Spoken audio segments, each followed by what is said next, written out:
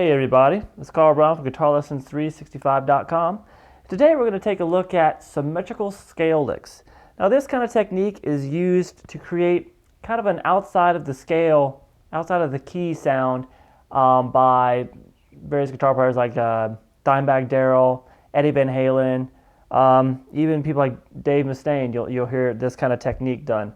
Now what it really is just the exact same scale fingering taken across the strings.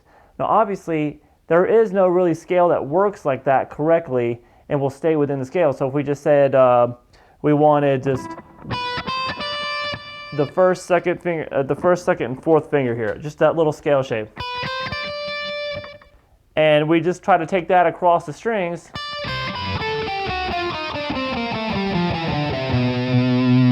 none of those notes are going to stay within a key really. But what you do is if you wrap that around a melody. So a lot of these, when you'll see them, they'll be playing like a melodic lick, right? And they'll be just doing some simple soloing.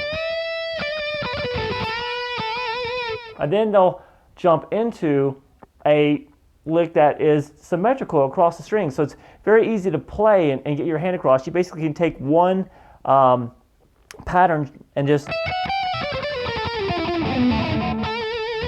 But it works musically because it is surrounded. It's really how you begin and how you end. You go into it out of a melody or some kind of melodic content, something that is within a key, and then you throw in that crazy symmetrical scale line. It doesn't have to be fast.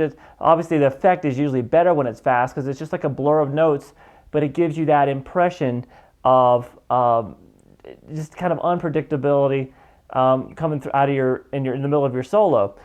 Stuff like this. You'll see Eddie Van Halen especially. It's like he'll take a tapping figure that he likes. You've probably heard this before in one of his solos. You'll hear something like this. He'll get on one string. He'll just have like here's the 6th fret, 10th fret, and then tapping at the 13th. So we just got something like this.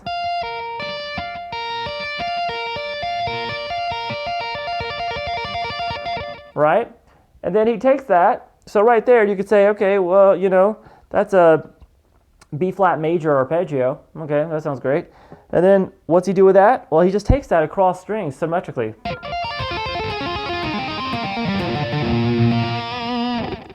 And those do not remain within one key, but they work because he comes back down and ends it on a B, and just where you end the line and the notes that you end the line on are probably the most important thing. But in between, it just creates this impression of just, you know, kind of ambiguity. You really don't have any kind of sense of where it's going. It's just like musically, those outside notes actually adds to the musicality, which is something that you don't usually hear. If you hear a note that's out of key, it sticks out. It doesn't sound well. But used in this situation, it does. Now you got players like Dimebag who will usually, when he does this kind of stuff, he likes taking like a really huge stretching shape. Like he'll be like the 12, 15, and 19. And then he just likes to take, Dimebag and Dave Mustaine both do this kind of thing, where they just take just a really large shape. And they just kind of take it around. They take any kind of particular lick that they want to play. It could be a different pattern. It could be like, you know, it could be something. It's really unlimited. The reason why I'm not really having a tab with this lesson is because the licks can be anything that you want them to be. Just take a shape. It could be 1, 2, 4. It could be spread out. It could be just kind of mixed up, kind of fingering. It's going to create, when you go across strings, it can create like unison notes. But that's what's going on when you hear that kind of stuff out of usually a lot of fast licks that you see that just go quickly down across the neck. From Dimebag Darrell and Eddie Van Halen and stuff. It is a symmetrical shape, which is very easy to get your fingers across. So just experiment with this, create some nice melodic content, little melody line to set it up, and then find a cool shape just on the first string or down here or whatever, and then just come up with a pattern, like a lick that you want to play. It could be just have those 3 notes, and then take them across. You know, and where you end is really what takes it on and made it. Oh, okay, that made sense.